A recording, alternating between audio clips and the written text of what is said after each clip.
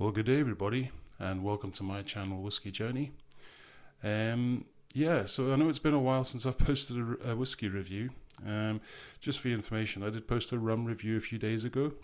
I'm starting to get back into cask strength type rums, so if you are interested at all in the funkier side of rums, I did do a Hampton Dock review a few days ago, so check that out if you wish.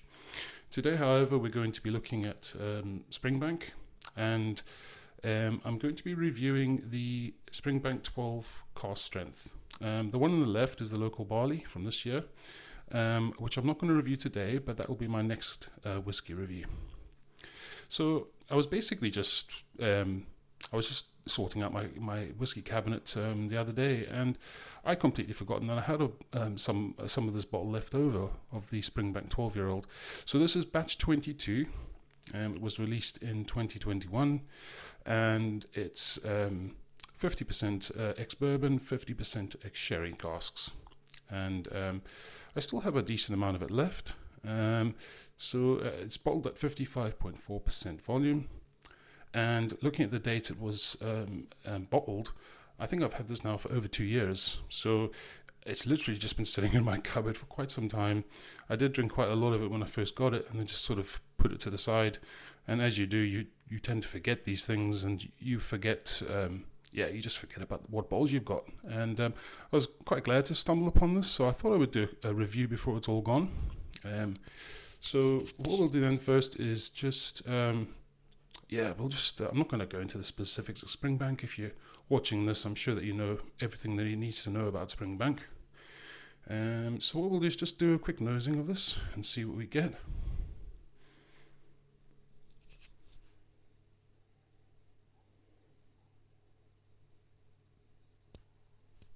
Right, so obviously I'm getting malted barley.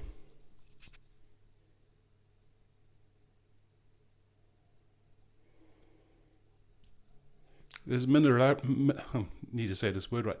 Minerality there as well, almost like pebbles.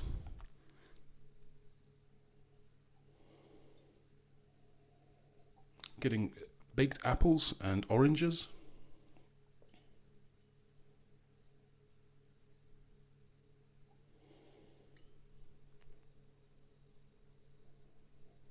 Getting a bit of mustiness, a bit of earthiness as well.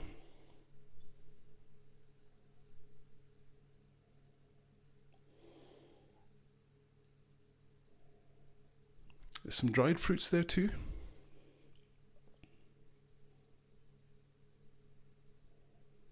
And some peat and smoke in the background, but quite subtle.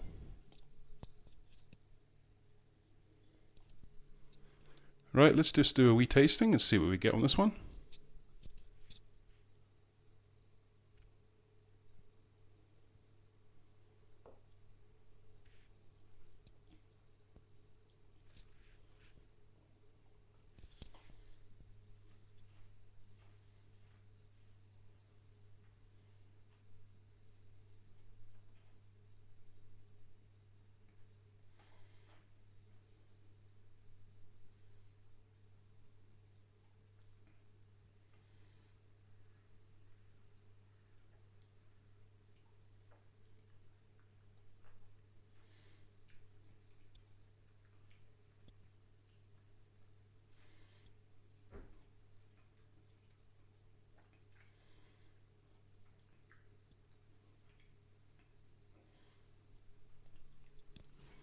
Sorry about the time there, guys. That's quite a chewy finish. So, there's the peat. So I'm getting classic Springbank profile, I think. I'm getting lots of malted barley up front. There's some minerality there as well. I'm getting fruits. Orange, especially citrus, but a lemon there too. But I'm also getting some dried fruit as well, which I'm assuming is probably coming from that sherry cask, the sherry casks. More vanilla, touch herbal as well, quite herbal on the end. A little bit of bitterness there, just on the edge, but getting a nice hit of soot sooty, almost smoky. Wouldn't really say this is peaty. I would say this is more smoky than anything else. In short, very, very nice. Excellent. Finish diminishes quite quickly on this for me. Wouldn't really say it's long. Would probably say medium, a medium finish. But let's have another taste and see if I get any more notes out of it.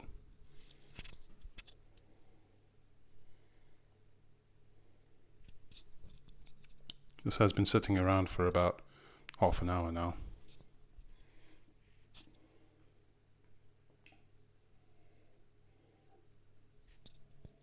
So on the nose now I'm actually getting some caramel coming out, caramel fudge almost. Reminds me of Scottish tablet.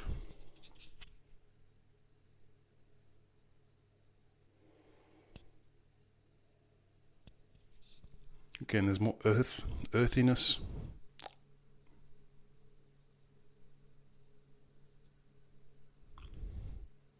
There's some brine there as well. It's quite briny, salty, almost. Definitely a,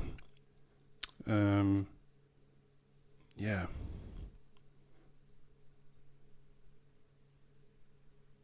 Maritime. There's definitely maritime notes on this too. Almost like fish, but not quite. Anyway, let's have another taste.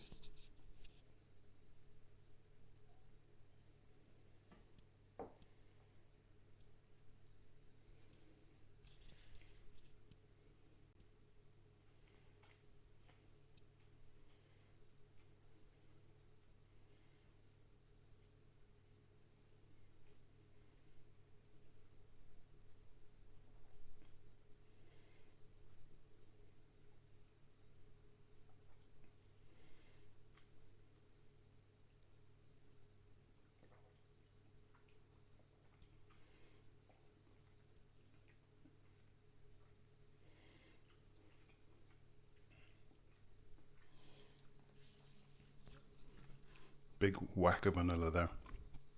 So again, second sip, more intense, more zesty lime, citrus fruits. There's that peat or smoke in the background, that sootiness, a little bit of dried fruit as well. I personally think that this is more dominated by the bourbon cask rather than the sherry cask, because I definitely get more bourbon notes off this, which to me, I don't mind that at all. I quite like Springbank in a bourbon cask. I feel the distillate shines very nicely in a bourbon cask, for me anyway. Again, that herbal edge, chalkiness, that minerality is definitely there in the finish as well. Pebbles, maritime brine, a little bit of olive as well, green olives. It's just lovely. You can add water to this, obviously. I'm not going to bother putting any water to this or adding any water to this. I think it's perfectly fine as is, but you can certainly add water to which may bring out more notes, but I'm quite happy to drink this at cask strength. Out of all the releases of Springbank, I think the 12-year-old is probably my favorite one. It's always been in the past really good value. However, these days, I can't remember the last time I got hold of a Springbank 12. I think this was my last one. So that's, what, 2 years ago. Every year it just seems to be sold out straight away, or you've got to enter a ballot to obtain a bottle. And to be honest, you know, there are so many other great spirits out there, so many other good bottles of whiskey out there. You know, I've been quite interested in rum recently as well. So there's so many other spirits to explore and so many other bottles you can get. I'm not upset that I don't have a spare bottle of the 12-year-old.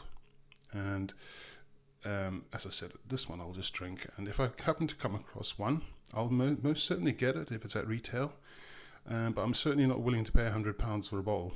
Definitely not. Anyway, I'm not really going to give this a score, guys. I don't think that that's really the point of this channel for me anyway. I do a review, and I review stuff that 99.9% of the time I actually really enjoy. So